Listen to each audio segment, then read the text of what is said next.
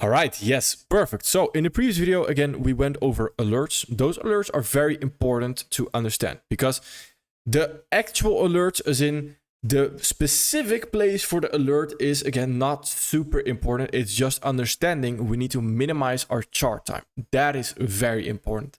Minimizing that chart time, again, will decrease the risk, will decrease the overall risk of us making an emotional error. And that is exactly what we want.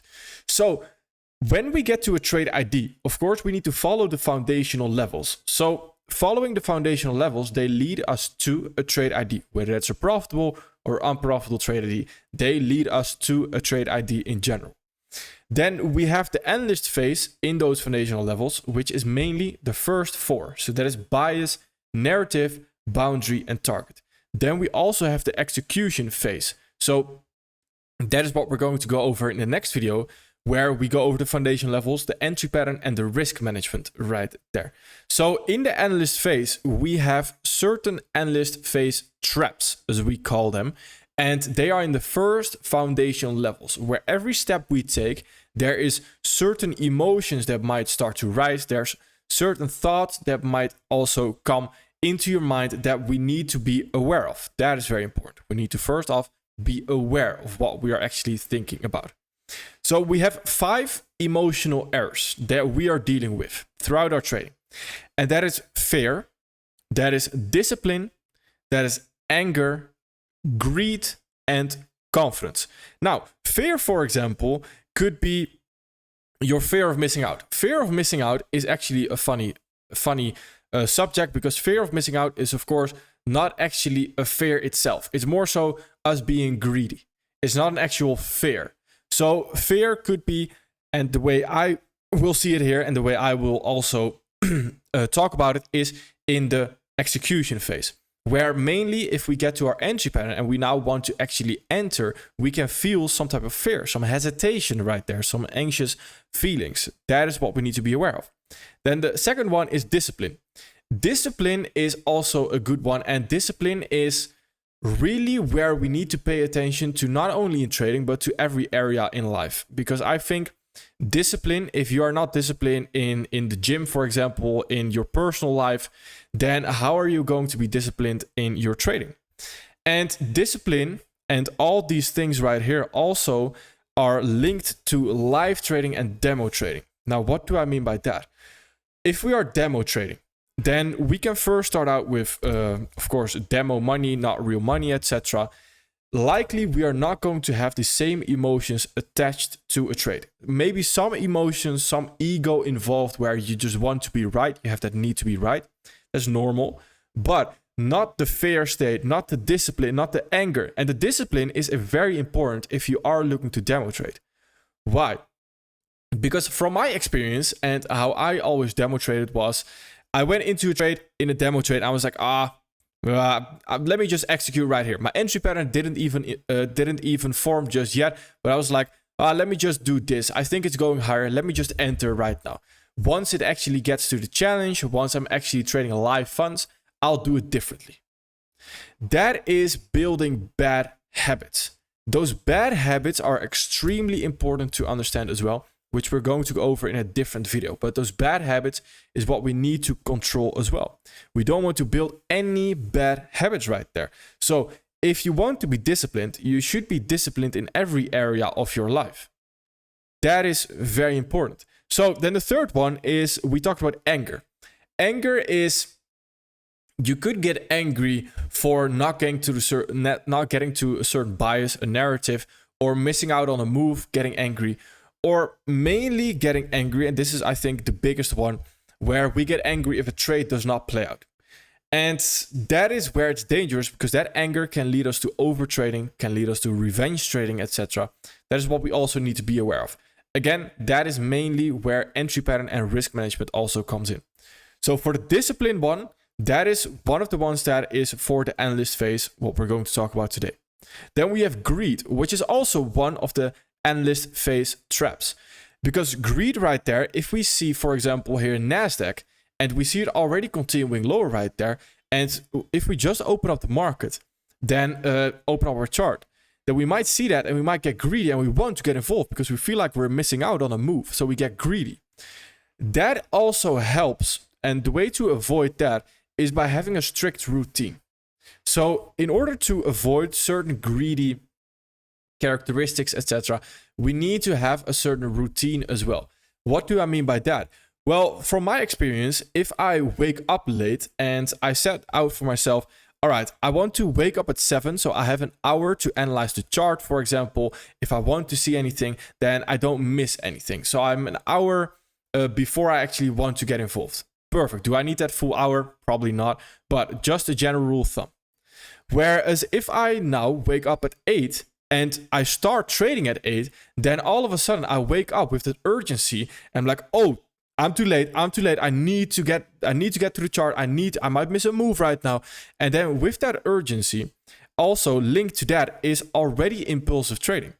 Because you're now in that urgent state where you're almost telling yourself you're already missing the move. So then that greedy turns into, again, that discipline error where we might already execute on a certain thing, which didn't even show an entry just yet.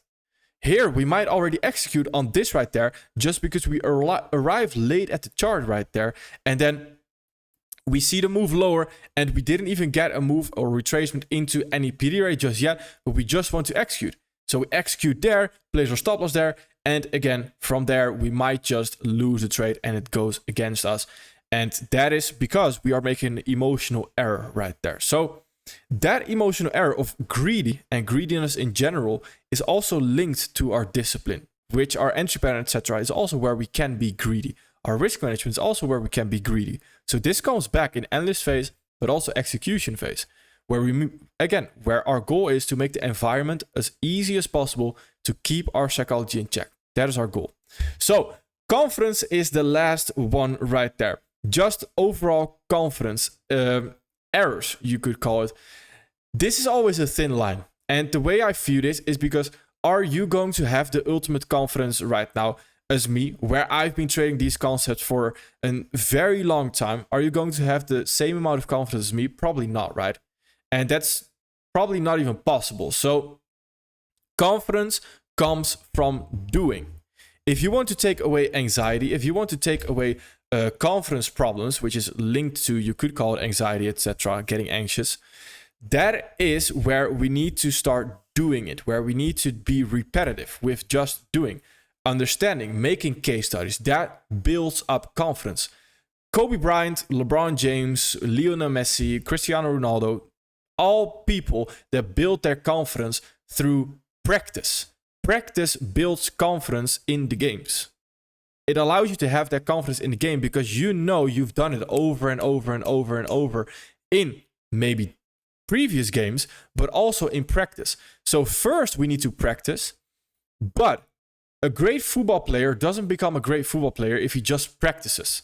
I think we all know, and if you've been involved in team sports, there's people that are great in practice, but they are just not that great in the game overall. There's also people that are not great in practice, but they're amazing in the game. So we want to focus on being amazing in the game. Whether the practice is great or not doesn't really matter, as long as we make certain case studies. And what I'm referring to here is backtesting, where you would use the replay tool right there to actually get to a trade ID and to backtest. I do not think this is beneficial. And that's the same with demo trading. I do not think demo trading is beneficial. The person that actually dives into the game first, the person that risks a little bit of money, doesn't have to be a crazy amount. Can be as little as, I don't know for what amount you can buy a challenge. Maybe 20 euros somewhere, 20 US dollars, something along those lines. 50, something like that. Then right there, that is what you would want to risk to buy a certain challenge or something, to have some emotions involved. That is when you can get good at the game. We want to get good at that game. Just practicing with, for example, having those backtesting tools, those backtesting websites, I do not think that's very beneficial. Maybe to get to know the strategy overall. I would argue, yes, to get to know the strategy overall, seeing where your errors might be, yes, it could help you. But I want you to be aware of when you are backtesting, when you are demo trading. it's very easy to get comfortable in that. So when people then move on to the live trading environment and take a singular loss, one single loss, then it's very easy to now go back into your comfort zone and think, all right, that demo trading, I'm not good enough. Maybe let me go do some more demo trading. Let me go do some more back testing to fully understand everything. No, yes, that might logically be the explanation first, because there's also emotions involved on your side. That live trading is just uncomfortable to you. It's just uncomfortable. And we need to be uncomfortable in order to grow right there. Just as I can remember very vividly, actually, when I first started playing basketball, I was scared, very scared to go into the game, extremely scared. Then over time, once I did it more and more and more, and I failed a couple of times, and I noticed, all right, when I'm failing, I just improve my game overall. So there's nothing scary about failing anymore. I like failing because it allows me to improve. Perfect. Once we know that, and then we can build onto that. And my first basketball game, let me tell you, once you're in the game, you do great. You probably do great. It's just that moment that you need to get in. It's so scary. I was very young, and I can remember it very well, actually, where I was super scared. I was super scared to get into the game. All emotions start to rise up, and over time, you get more comfortable. You don't get more comfortable by just practicing. That's what I'm trying to tell you here, where if I got into that game and I did one mistake, the solution is not going back to practice and practice. No, it's going into the game again. It's going into the game again and then potentially failing again. And once you fail, you get better and better and better. So that's also the attitude that we need to have towards the market here, where backtesting and demo trading is sort of like a coping mechanism, where people like to share their data that they achieved in backtesting, but in live trading, they're just simply not too scared. They might not be super aware of it, but they do know that they might not know, but in order for us to actually be live traders, what do we need to do? We need to live trade. We can learn as much as we want about swimming and water and how we may maneuver ourselves into the water, etc. But the person that actually just dives into the water will learn it the fastest way. So don't be scared to fail in the beginning. You will fail. You will have emotions starting to rise up. It happens. It's normal. You need to go through that stage in order to get to the next stage. It's part of the process. You need to understand that. So that is very important as well.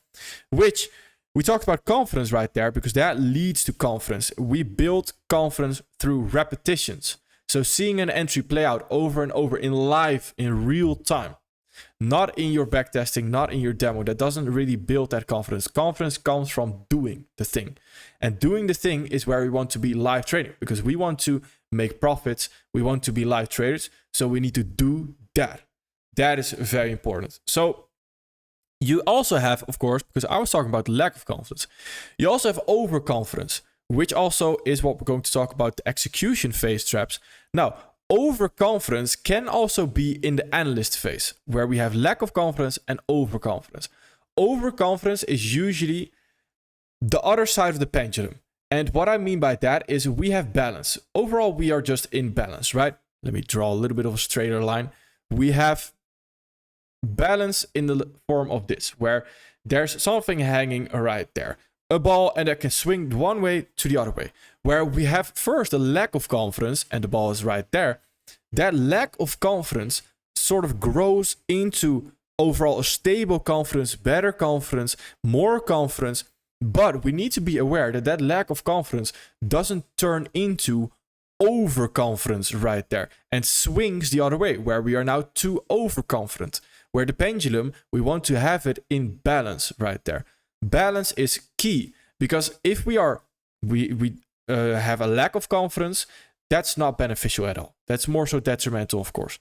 Do we have overconfidence? Then we will see every move that we have in the market as high probability potentially, where we think we can get involved in any move without having any attention to different details, etc., because we are overconfident.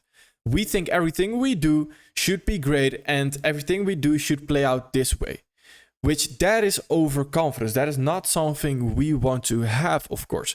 So we want to be in balance, to be objective as possible. As objective as possible is where we want to be. And that can only be achieved once we are in balance. Again, these things that I'm talking about here, it's making you aware of it. And what I'm trying to tell you right there is that when I learned these things, I learned them through doing, as in I learned them from messing up, from failing. So these things are here to help you eventually realize in what stage you might be, and then learning from that. This is not this knowledge here, and this is the thing I want to ingrain into your mind, is that we need to be acceptance to fail. We need to accept that we are going to fail at first. We are going to have a tough time at first to then have the better times. There's no light without the dark first, right? So that is very important, that I want to instill into your mind that we are going to fail first. And the reason why I say that is because these ideas that I'm telling you here, they are going to make the environment as easy as possible for you to keep your psychology in check. But at first, you are likely not going to keep your psychology in check. You are likely also going to mess up first. And that is important, because that messing up, if we learn from that, then we can improve. Nobody got into trading and they learned about this. And that's also not how I learned to keep my psychology in check. It's not that I learned this sort of secret and all of a sudden I keep my psychology in check. No, it's doing it over and over and over, messing up, failing, overtrading, blowing accounts. And then we get to the stage, hey, okay, I'm getting better. Last week, I blew 3 accounts. This week, only 1. I'm doing amazing. That is the mindset we need to have, where we are getting better every single day, 1% better every single day. It's not all of a sudden all your problems are fixed. No, over time, we are fixing the problems through realizing which problems we actually have by knowing the emotional errors. That is what we need to understand. So again, the reason I say that, it's very important to have that right mindset, because it's not the mindset to have, and that's the same with concepts, that the concepts work. Yes, they work if you also put in the work. And it's not a concept out there that all of a sudden, hey, I don't lose anymore. No, it's a gradual process where if you stick to the same thing, then we are going to get better, better, better. The win rate is going to increase. The RR is going to increase. Overall, our profits are going to increase. The capital we are trading with is going to increase as well. That is why it's called a process. It's not a binary thing. It's not we turn it on, boom, it happens. No, that's not true. So you turn into a trader slowly, where you slowly become better. And this is always a funny question. And I'm going to finish this story as well to get your mindset prepared for everything. Because turning into, and I've got this question quite often, mainly during live streams, where people ask me, when did you realize you were a profitable trader? Or what was the moment? What did it feel like when you got profitable? And the thing here is that it's not all of a sudden that you reach a border and you're just in front of that border and you cross the border and all of a sudden you're profitable. No. It's first you start off as the most unprofitable trader there is on the planet of the earth. Perfect. Then we fail one time. From that failure, we learn something. So we take that into the next trade ID. All right, then I fail again because now I don't have my risk management on point. Perfect. So I fix my risk management. All right, nice. Next thing is I now start overtrading. All right, now I need to stop overtrading. You turn into a profitable trader slowly. The same way you turn into an athlete slowly. Some people are natural athletes. But when you want to learn a sport, you're going to need to learn it regardless, whether you're a natural athlete or not. You're going to need to learn that sport. So you first fail and you don't really seem to get it at first. And then slowly over time, you become better. So the border for you to become profitable, there is no border. And the funny way the market works is you first need to get rid of all the errors. You almost need to be perfect in order for you actually to be profitable. It's like every time there's a single error, the way I view it is before when I blew a lot of accounts, every time I got into the new account, it's like I have this new obstacle that I need to go over first before the market can reward me to be profitable. Because the market exposes all your weaknesses. Where if you're defending someone in a sport and you have an attacker in front of you, the attacker is looking to expose all your weaknesses first, so he can beat you very easily. That's the same way the market is doing right there. It's going to expose all your weaknesses. And those weaknesses is what we need to improve on, get better on over time. It's not a one-time thing. It's over time. And then from that, we'll turn into a profitable trader slowly, slowly, slowly. And it's not that you realize it. And the way I like to compare that always is that you're going from America to Europe with a boat. You're leaving America right there, and you're in the water, you're in the ocean, and you don't see anything. You don't see any progress at all. But slowly, just know that you are getting there, and that eventually that Europe might be a payout, where all of a sudden you get a payout, and then you're realizing, hey, let me look back how far I actually came. Wow, I came a far way. So if you're in that ocean, you don't see any land. But me being above you right there, not saying that I'm superior, that's not what I'm saying, but I can see your progress more clearly. Where you came into this mentorship and I could see through an onboarding thing, I could see, hey, you are here. And right now you are here. Yes, you are making progress. You are moving. You just don't sometimes realize it. So again, this is an extremely important mindset thing that we need to understand as well. And right now, let's dive into the actual analyst phase and let's go into the technical part of it.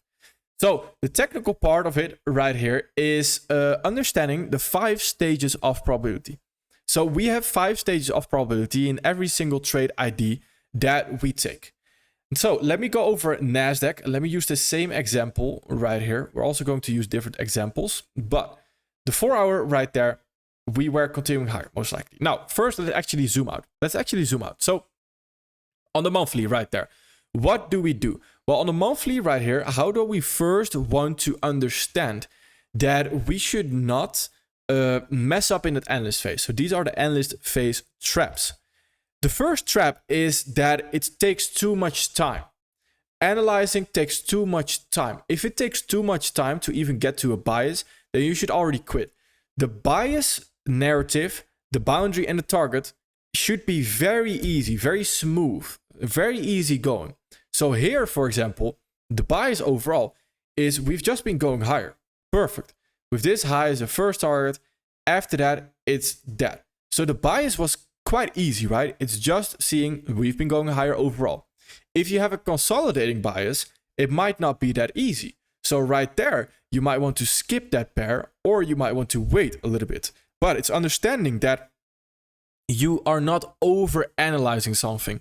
You should not overthink things. It should be very clear. And if it's not clear, then likely you are right. It is indeed not clear right now, meaning you just want to stay out. Where, from my experience, it's the beginning. When you start to actually trade, you start to analyze, etc. It's like it's that need that we always need to know what is going to happen. We need to have some kind of idea if it's going higher or lower. Let that go. It's okay to not know if it's going higher or lower because we can trade something else. We don't have to settle for less. We can trade there's a better fish in the ocean, so we can trade something else instead. That is very important to understand as well, that we don't need to force an ID. An ID should come to us right there. We don't need to force anything. So that's very important. That's the first step in our bias. Then the next thing to understand is that the bias is the highest probability to be there.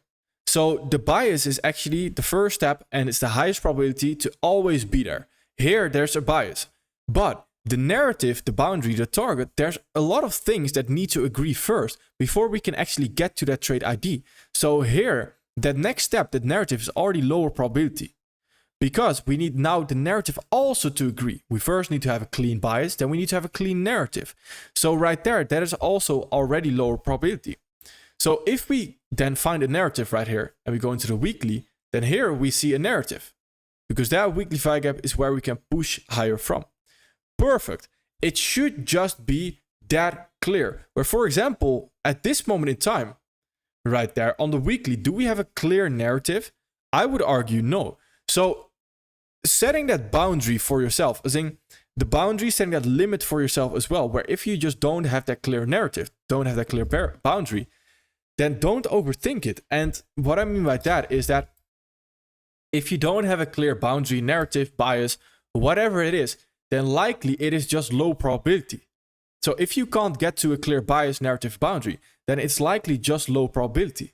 And that is as easy as it is, because here, if you now go into the daily, you go into the 4 hour to force IDs right there, then you are definitely trading low probability conditions. So overall, it should come very easy to you. The bias, the narrative, the boundary, it should come very natural, very natural. And if it isn't doing that, then perfectly fine. You know that you should not trade that situation right there currently. So here on NASDAQ, at this moment in time, it was pretty clear. All right, we want to trade into the weekly value gap. And from that, we can continue higher. So right there, we know it came very natural to us. There was not a lot of discussion to be made. We are continuing higher off of that. Perfect. Very, very nice. And again, it's a very easy bias narrative boundary, as in it comes very natural. You should not have to force it. That is very important. So the next thing is that right there, we have the 4 hour, which continued higher. And I want to go into that PD array as well. So once we have this move right there, again, overall, it comes very natural. Now, right now, we need to understand as well the 5 stages of probability, which is the next thing. That if we have a narrative and we have a bias, then once we know where it's likely going to continue higher from, so we have the PD array here on the weekly right there, that is going to continue higher from. In the meantime, you will have 5 stages of probability.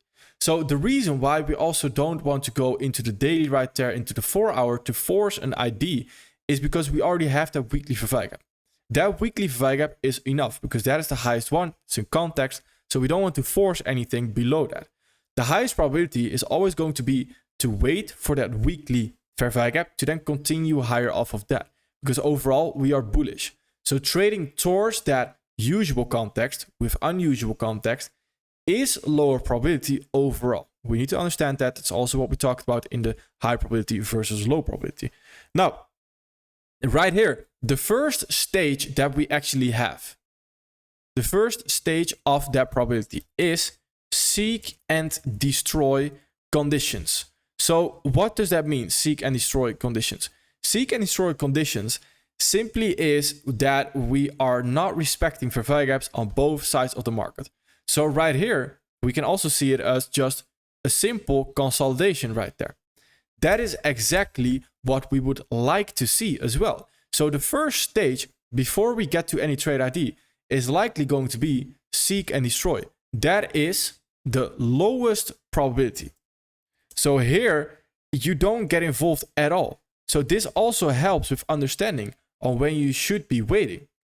Then the next one, the second one, is we have our PD array. So our PD array is getting touched, and we might actually be in to look at an entry pattern. This is also low probability still, because you still have nothing to do. You are still just simply waiting right there. So this is, again, low probability as well. Then the third one is we have an ST. So this is taking into account that we go for an ST plus a re. If you're just looking at ST entry, of course, it would be a little bit different. But the ST right there is mid probability, which means what? It's not low, it's not high. We need more confirmation overall. Then the fourth one is we have the re, which is high probability right there. The re is always high probability. So then the fifth one and the last one is the no re right there, which is highest probability. The no re stands for no resistance. That is the highest probability right there. So if we go over this, and why do we use these steps? Well, these steps is something it might be very nice to first stick to understand hey, I need to be a little bit more patient here. Hey, let me wait. This is not the highest probability. So it helps for you to stick to something, if that makes sense. And that is, of course, what we want to use in the beginning. Could be very nice for you to help as well with your psychology, to make the environment easy to understand as well, in which stage we actually are, so we don't have to force anything. Where, for example, right here, if we just have a bias, then we don't have anything to do. So that might be step one, where we just have seek and destroy conditions, lowest probability. Then if we have that narrative, nice, all right, but we have that PD array, the second step right there. We could continue higher off that, but it's still lower probability because we don't have anything to do. So this helps you recognize the stages we are actually in, which also makes the environment easy to understand on which stage we are in. So the environment becomes a little bit easier to keep our psychology in check as well. So right here, we have our bias, because our bias was just continuing higher. All right, we also had the weekly Verweil gap. Then before we come into that weekly Verweil gap, what do we actually see? We see seek and destroy conditions. All right, that's the lowest probability to do anything. It's the lowest probability price action to actually get involved right there. Perfect. So if we do not have clear, unusual context, we just simply want to wait right there. Then we have PD array. So the PD array is right there. We come into it. We don't have anything just yet. It's still low probability because we don't have anything just yet. We don't have an entry pattern, so we just simply wait. Then the next step is the ST. The ST is sitting right there. This is a 4-hour ST. The 4-hour ST, if we paid attention, the 4-hour ST is again already a re. Why is that? Because that is the way we combine the time frames, right? Where if you wait for an ST plus a re, you would go into the 1 hour right there. Where the 4-hour is equivalent to your 1 hour ST plus re, meaning that the 4-hour ST is already higher probability. But overall, if we just have an ST right there, then of course, this ST is lower probability than waiting for another re right there, which is higher probability. So then once we have this move higher, then what is the no re? What is the highest probability? Well, the highest probability is when we have no resistance anymore, meaning that we don't have any fair value gaps to the left side of the chart right there that we can come into and expect a rejection from. Because the PD arrays here, these are not PD arrays, premium arrays that we want to trade off of, but as we can see, they are giving us some kind of rejection, right? So they are some kind of resistance before we can continue higher overall. So if we understand that, then after this move right here, this last move is the most explosive one. Why is that? Because in this area and above this, right there, there is no resistance anymore. That is the highest probability. If you have that on the 4-hour, then right there, going into the lower time frame, that's extremely high probability as well. If you have that PD array to trade off of course. So these are the 5 stages of probability, which we'll also touch on more, but this also helps to keep your psychology in check, understanding where are the actual traps, where do I definitely not want to get involved. And if you understand that, then you don't need to seek and force an ID in that seek and destroy, because it's simply not there, because it's the lowest probability right there. So if we look at this same exact thing on different examples, or for example, on the 4-hour right there, we have the same exact thing. If we go into the 5-minute, then on the 5-minute, what do we see? Ahead of coming into that 4-hour PD array, we have just seek and destroy. It's the lowest probability. We do not want to get involved there. Why is that as well? Because we had NFP on 8:30 right there. So we wait for that. So we wait for the PD array to get a sting into. Did we know exactly it was going to be that PD array? No, because time was helping us in that sense right there. After that, we have the PD array, still low probability because we don't do anything right there.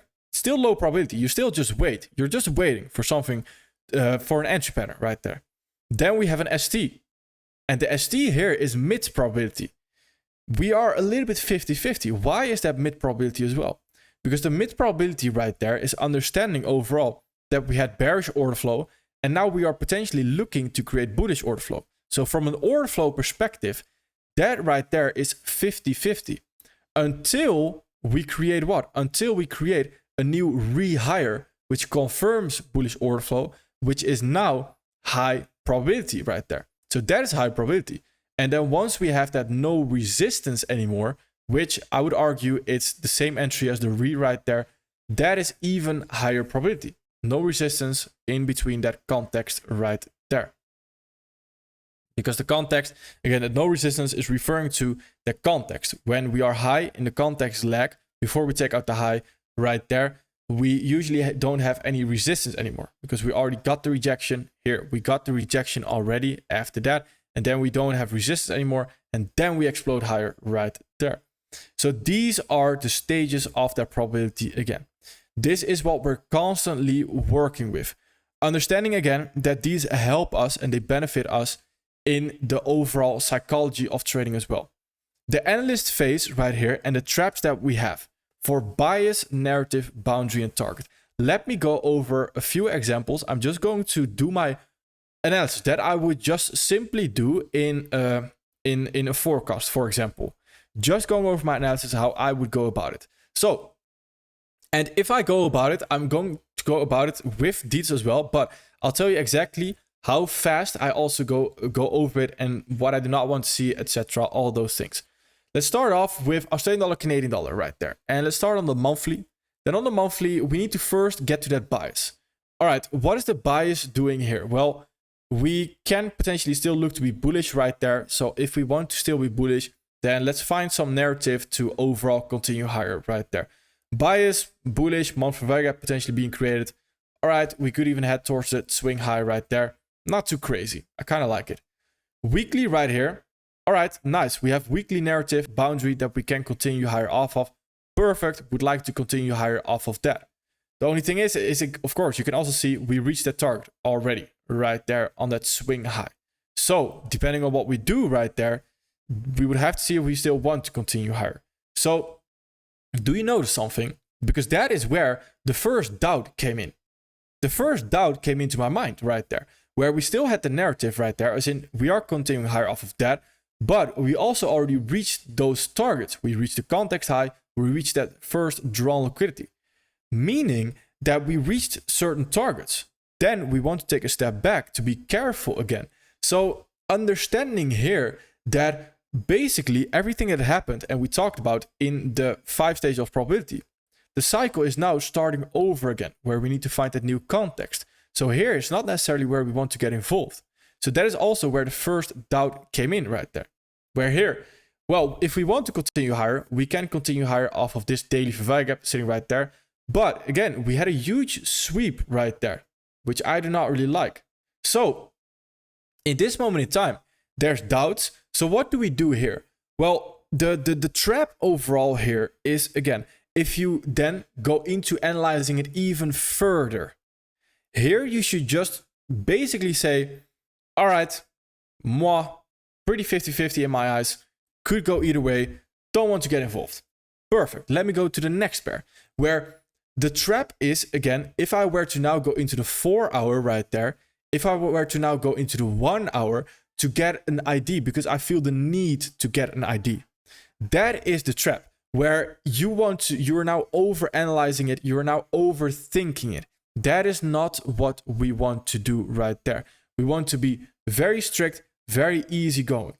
And again, in the beginning, like I mentioned as well, my experience allows this as well to be a little bit more easygoing, where in the beginning you might need a little bit more time. But still, in the beginning, if you feel like you're over analyzing it, then stop right there and move on.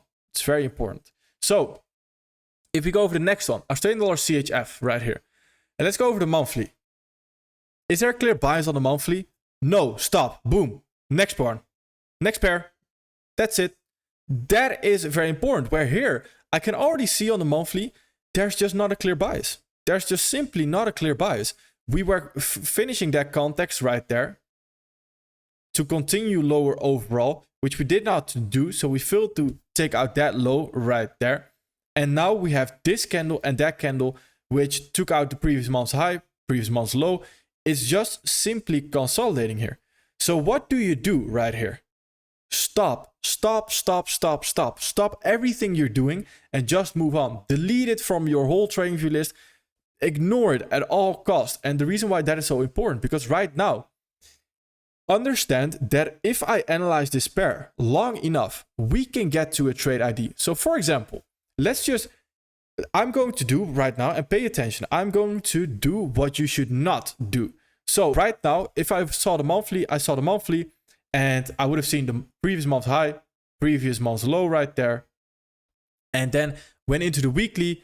All right, we're sweeping that previous or that swing high right there. We could continue lower from there overall. So let's see if we actually want to continue lower on the daily time frame.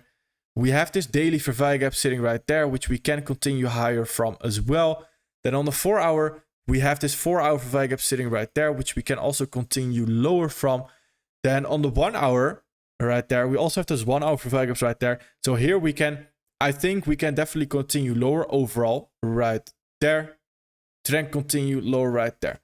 Now, is this a bad trade ID? This might still play out. But the thing I did right there is I'm over analyzing, where I already didn't like the monthly, already didn't like the weekly, didn't like the daily, and then I'm going down in time frames to justify a trade ID, to force a trade ID. This is exactly what I mean and why we need to minimize our chart time. Because if we minimize our chart time, we avoid scenarios like this, where yes, we can always get to a trade ID. Believe me, I believe everyone here can get to a trade ID. No worries at all. 100%. Is it a good trade ID though? Probably not. That is what we need to understand, where a trade ID comes very natural. It screams at us. Just like we saw on NASDAQ, it screams at us. It's very easy to get to, where here we needed to almost convince ourselves that it's going to do this, might do this, might do that. That is not what we want to have, right? It should be very easy going again, very easy. So let us find another example right there. And this is again what you should then not do if you're over analyzing. You're over analyzing to force an ID. Trading is not about can you get to an ID. We can all get to an ID. Everyone can get to a trade ID. Even people that haven't traded in their life before. When they're trying to buy stocks, this is always the funny thing. And I've been there as well, where I just look at the past. So it's been going higher, so it should be going higher, right? Everyone can get to a trade ID. Is it a good trading ID? Well, the person that thinks, well, this stock has been going higher, so I think it's going to go higher again. Is that a great trade ID? Well, probably not, right? Because they have no idea what's actually going on. Where we as well, we can get to a trade ID, but our trap right there might be sometimes that we are over analyzing it. We're doing a little bit too much. We need to find that balance right there. It's very important. So Australian dollar JPY, let's take a look. Australian dollar JPY, we had the monthly currently, I would say, all right, it's looking quite bearish. So we might head towards that swing low right there. Weekly, we have a weekly value potentially in the making. Okay. Daily fair value gap right there, which we're already continuing lower off of. So on the 4 hour, what are we having? 4 hour, we have this 4 hour fair value gap, which we came into, continue lower off of that. Now, currently, this is also a trap, because on the 4 hour, we can see we just simply don't have a clear fair value gap going lower. So what do you do in this moment? Well, I would say I'm just waiting for a new 4 hour fair value gap lower.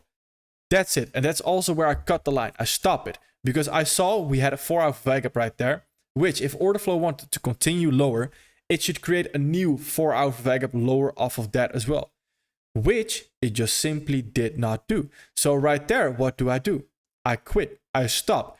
I do not go into the 1 hour right now to say, if we have that 1 hour value gap right there, I might want to trade off that. No, I stop because I saw on the 4 hour, we are not following through on order flow. So I first need the 4 hour to agree again. So I'm not over analyzing again. It's very important. So if we go to New Zealand dollar JPY, for example, then here we look at the same thing. Monthly is not following through. All right, could continue lower. Bias overall, I would say on the monthly, not the best. Why not?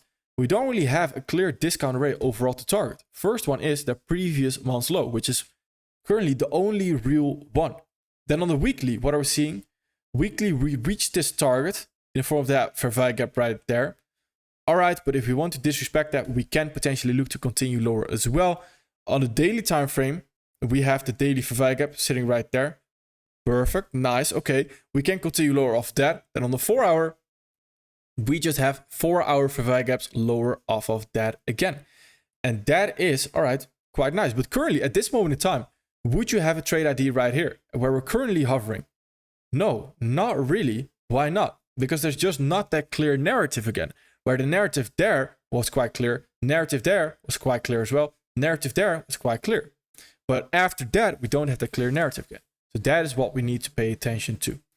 So this is about not overanalyzing. Now, I can also, of course, understand that if you are to trade one single pair and one single instrument, then you do not have that luxury to go into a different instrument, a different pair, to then say, oh, but I'm just going to trade something different.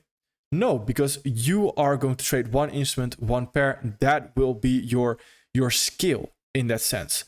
Perfect. That is when you can allow yourself to use more time frames to get to a trade ID. Still understanding that the ID overall should be very clear. So what does that look like? Well, here on NASDAQ, currently, we came into, don't need to use the replay tool actually, we came into that weekly value gap. We can continue higher off of that. First is this target, that draw liquidity right there. So on the 1 hour right there, in this moment in time, let me actually see, on that Tuesday right there, we don't have a 4 hour value gap to work with, or not yet, before we came into the 1 hour right there. All right, so we can go into the 1 hour to look for a certain trade ID, where we do have this 1 hour value gap right there, which we can continue higher off of right there. But still, at that moment in time, we are using more time frames, but the trade ID is still very clear. We're still in weekly context. We're still knowing what draw on liquidity is. We know that that 1 hour value gap will likely push price higher right there. Same for that 1 hour value gap right there. Once we reach that high, we know what to do again because we zoom out, and the trade ID is still clear because once we reach a high, we can find that new context, weekly context, 4 hour context, highs overlapping with the fair value gap to continue higher off of that. Perfect. Now we can look into, again, what is the daily doing? Where do we have those fair value gaps that we need to take into account overall? Do we want to come back again to those highs, to then the overlapping fair value gap, to then continue higher off of that? All things we need to take into account right there, where, for example, currently, I would argue at this moment in time, well, the trade ID here is not that clear because we don't have that clear weekly context anymore. We don't have that clear draw liquidity anymore. So here we would want to wait a little bit until we see something very clear. Either very clear bearish price action where we can target a daily fair value gap, or very clear coming into daily fair value gap to continue higher off of that again. So it's that not over analyzing part that is extremely important in your analyst phase. That is the biggest trap in the analyst phase. Over analyzing, overthinking certain scenarios. And even when you think you are not doing it right, when you think you can't get to a clear draw liquidity, when you think you can't find that clear narrative, that is likely because the market, that instrument is just not clear overall. So that's an indication that it is low probability. So don't overthink that you should always find a trade ID. Every person in the world can get to a trade ID. We just want to find the best trade IDs. That is very important. And we can only do that by not overanalyzing. So the importance right there is, again, that it's not that important if you can get to a trade ID. It's not that important. If you can get to a good trade ID, that is important though. So that is also letting go, as in you don't need to get to a great trade ID on every single pair. It's letting go. You can find another great trade ID. Don't worry. This is the analyst phase traps, and understanding those 5 stages of probability as well, they help with that. Again, might be a little bit overwhelming. Don't worry, because we are going to touch on it more and more and more. All right, perfect. Thank you.